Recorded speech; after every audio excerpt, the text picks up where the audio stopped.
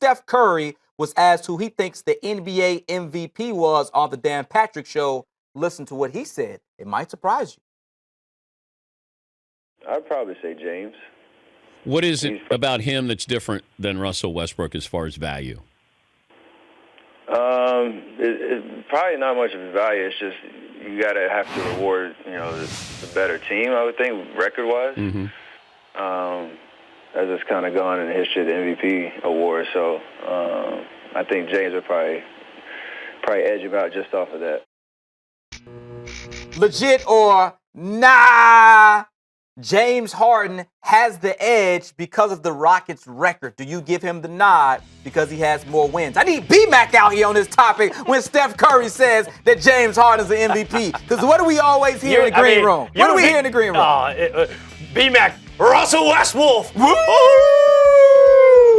Listen, I know you guys have had a very heated, very fascinating, ongoing MVP vote.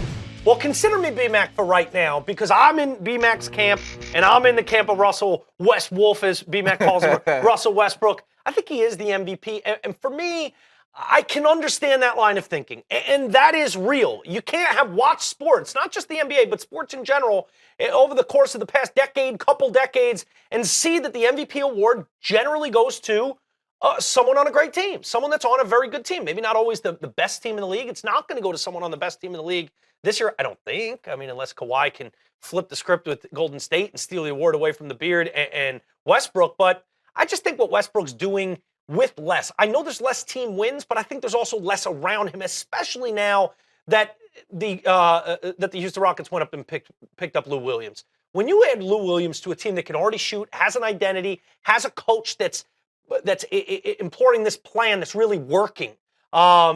Everything's pretty much the same with Russell Westbrook from last year, except you removed Kevin Durant. I know there's been a couple roster changes. They go get Doug McDermott and Taj Gibson, but those guys aren't Lou Williams in terms of the ability to help out the superstar.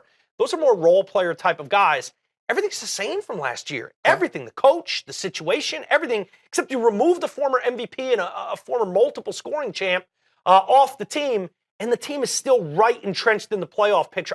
I can understand the argument of team success if the Thunder were below 500, if the Thunder were not in a 6 seed right now. Yeah. They are comfortably in a playoff spot. At a 56 percentage winning percentage right now. It's a good team, fueled by, in my estimation, the league's MVP.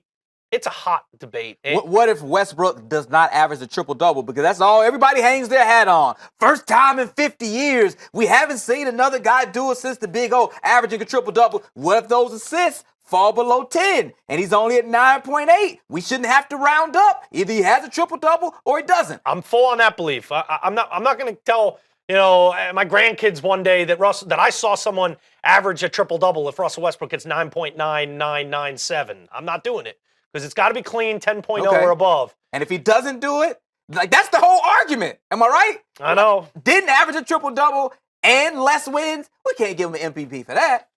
You're probably right. I think it's got to be a clean triple-double. Yeah. A lot of that is the special nature of seeing something that I never thought I'd see with my own eyes, that I never thought. It just seemed like something that was the history book was shut and locked behind some safe. And we were never going to bust that part of history out again to see someone average a triple-double. If that happens, I think you got to give it to him. If he's 1/100th shy, I think you can put Harden back in that circle, and I can understand that because of the team's success. I'd like to say, someone's got to get up here and keep it real. That I know I'm in Team Westbrook right now. But this thing is close. Like, it's not like I hear all these people talk like, you're crazy. It's Harden. No, it's You're crazy. It's Westbrook. Neck. This is truly special what we're watching. Sure. And I've gone back and forth myself from Harden to Westbrook to Westbrook to Harden.